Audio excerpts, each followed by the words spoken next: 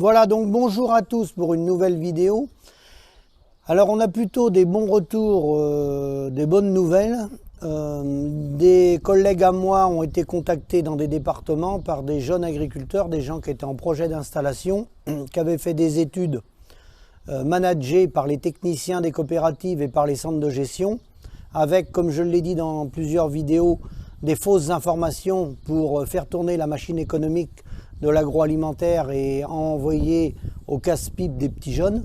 Donc ils sont rentrés en contact avec certains de mes collègues et on a un soutien de poids qui se met de notre côté localement dans certains départements, c'est encore peut-être pas vrai partout, mais ça progresse, c'est le réseau bancaire.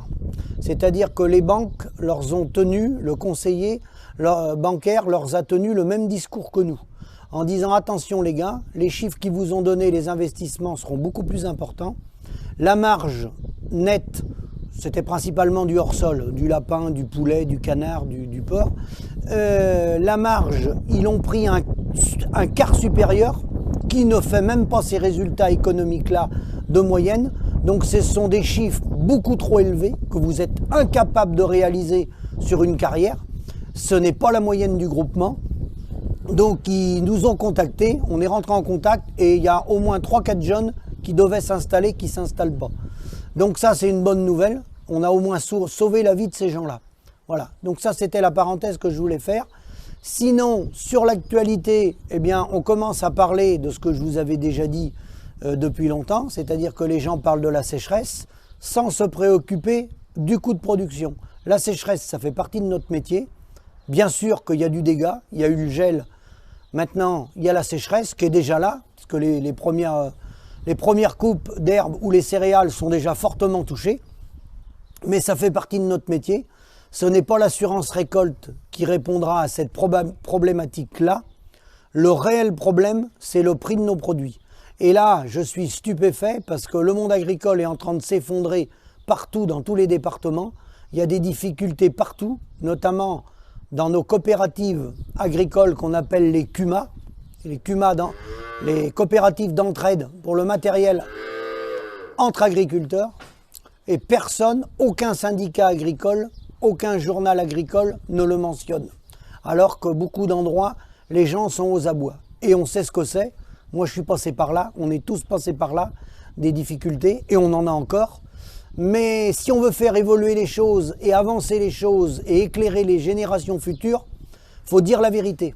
Il faut donner les bons chiffres, pas les faux chiffres. Parce que les faux chiffres, ça a pour conséquence d'installer des gens, et une fois qu'ils sont montés dans le bateau, ils ne peuvent plus faire marche arrière.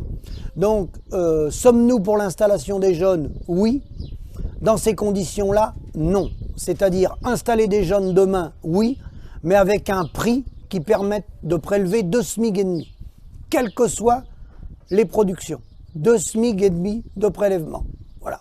Parce qu'on est des indépendants, bien entendu, donc on n'a pas le droit aux arrêts maladie et aux 5 semaines de congés payés et aux jours fériés, comme le régime salarial. Il faut comparer ce qui est comparable. Donc il faut 2 SMIC et demi dans notre profession. Vu les capitaux engagés et les heures travaillées et les week-ends, il faut 2 SMIC et demi. Alors certains me posent des fois la question, quel est le réel coût de production aujourd'hui? Ben moi je leur ai déjà renvoyé la balle, le ballon.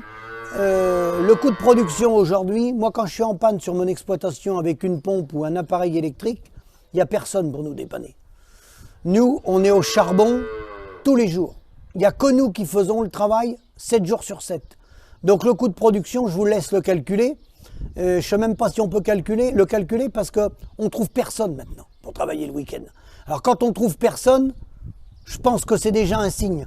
Alors quand j'en vois sur les réseaux, notamment Facebook, qui nous explique qu'il manque quelques centimes en lait et en viande bovine, ça vaut même pas le coup de rentrer dans le débat. Ces gens-là sont hors sujet, ils sont au Moyen-Âge, ils sont à des années-lumière de ce qui se passe dans notre entourage, hein, à tel point que quand on contacte d'autres professions et qu'on leur parle, par exemple, des locations des terres, où dans beaucoup de régions, on donne 100 € de location de fermage pour l'année, ce qui représente sur une parcelle de la moitié d'un hectare 50 € de loyer pour l'année, pour l'année, hein, eh bien les gens partent à rigoler. Hein, parce que vous voyez à peu près le niveau auquel on est descendu. Hein, et avec ça, on a besoin de la PAC, de la prime pour l'emploi, parce qu'on n'est pas capable de gagner notre vie. Voilà. Hein, et en ce qui concerne les cotisations sociales, on n'est même pas capable de financer notre propre retraite. On est financé par le régime général depuis 1962. Sur les 15 milliards d'euros qu'il faut chaque année pour financer notre régime, 7 viennent de l'État et 5 de la sécurité sociale. Il n'y a que 3 milliards d'euros qui sont apportés par le monde agricole. Et après, on voit certains bambins qui mettent des commentaires sur les réseaux en disant « moi je gagne ma vie, moi mon exploitation je me plains pas, je suis amorti ». Ben oui, il faut qu'ils commencent par rembourser les gens de la sécurité sociale, puis l'État, il n'est même pas capable de financer sa retraite. Donc c'est dire le niveau intellectuel dans lequel on est tombé, c'est dire le retard qu'on a pris. Hein. Et ce qui est regrettable, c'est que des générations de 50 ans, 60 ans et plus, qu'il ait encore un discours comme ça, parce qu'on a été entraînés tous par le productivisme à foncer tête baissée, sans s'occuper de la valorisation de nos produits. Donc ceux qui ont un certain âge entendent un discours comme ça, on peut peut-être encore les excuser. Mais quand je vois des gens de 25-30 ans tenir un discours comme ça m'interroge beaucoup. Ça m'interroge beaucoup que des GIA parlent qu'il manque quelques centimes. Ça m'interroge beaucoup. Je ne sais pas s'ils savent ce que c'est qu'une comptabilité et ce qu'ils savent ce que c'est gagner sa vie. Parce que quand on parle de gagner sa vie, c'est quoi gagner sa vie, hein? Si c'est moins de 1000 euros, faut qu'il retourne à l'école. Bonne journée et à bientôt.